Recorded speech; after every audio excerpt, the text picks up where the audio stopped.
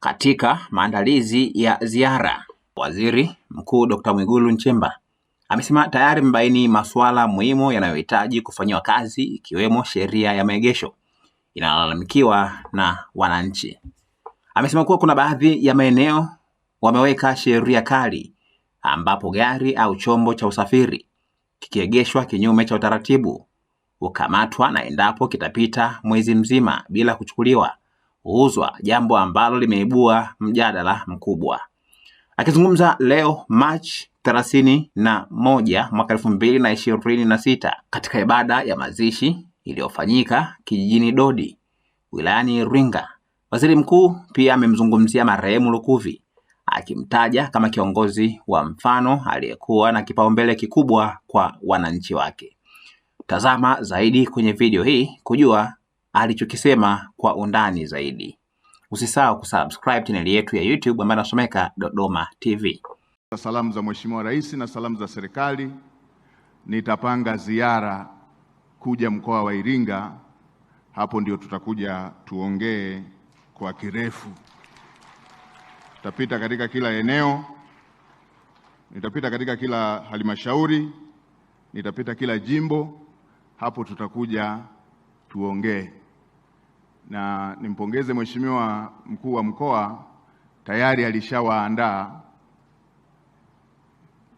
viongozi wote wa mkoa wa Iringa. Na mimi nasema tu muwe tayari, tutakuja kuongea wakati wa ziara, na mjiandae kweli kweli, kwa sababu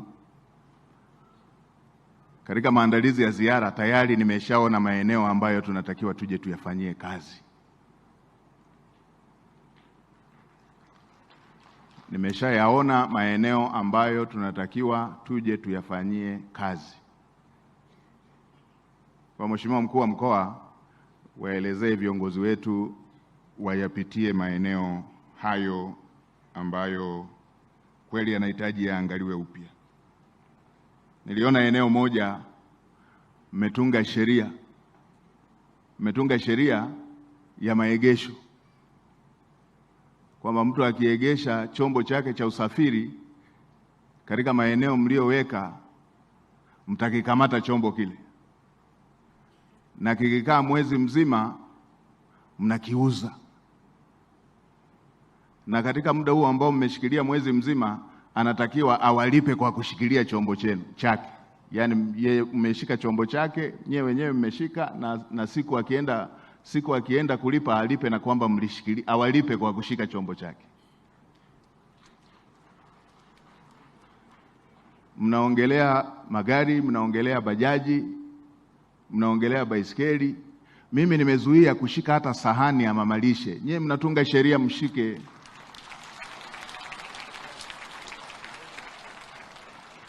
Ninyi mnaongelea kushika kitendea kazi cha Mtanzania, na pengine amekopa, na pengine anadaiwa na benki,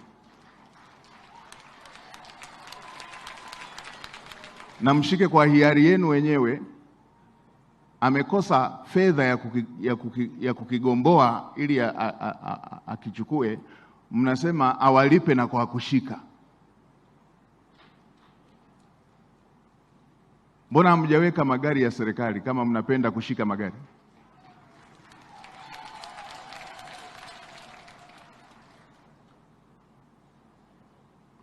Basi ngoja nisiwaongezee huzuni, tuko kwenye msiba, lakini tutaongea wakati wa ziara.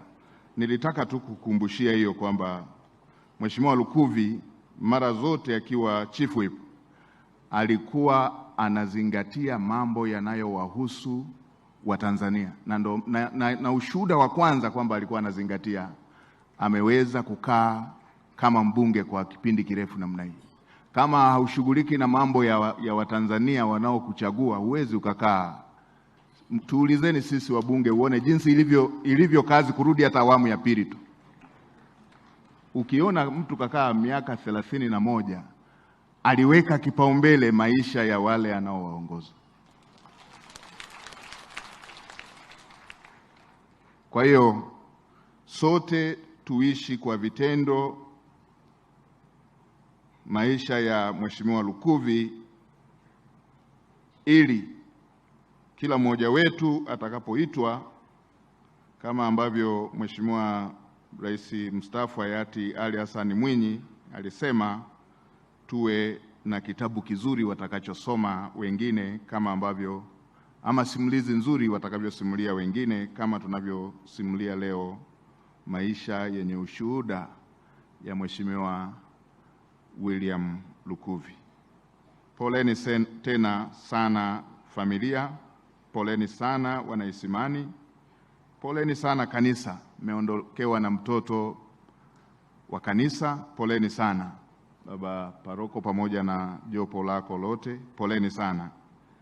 Sisi tutaendelea kumwenzi Mheshimiwa Lukuvi kama ambavyo makamu mwenyekiti ametoka kutoa maelekezo hapa, kwa kutekeleza ile miradi ambayo na mwenyekiti wa chama wa wilaya ametoka kuitaja hapa. Barabara hii ambayo ameiacha na ikumbuka vizuri, Mheshimiwa Lukuvi alikuwa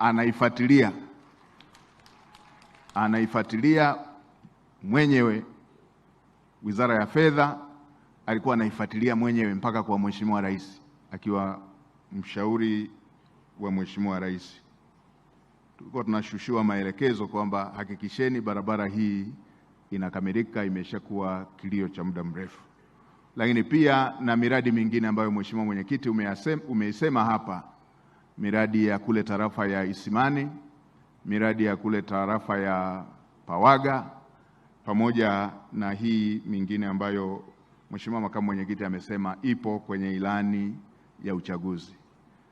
Niwahakikishie kwamba serikali itaendelea kutekeleza ama sehemu ya kutekeleza ilani ya uchaguzi ya Chama cha Mapinduzi, lakini pia kama sehemu ya kumwenzi ndugu yetu William Vangimembe Lukuvi. Poleni kwa mara nyingine. Bwana alitoa na Bwana ametwaa, jina la Bwana lihimidiwe. Asanteni kwa kunisikiliza. Mungu awabariki sana.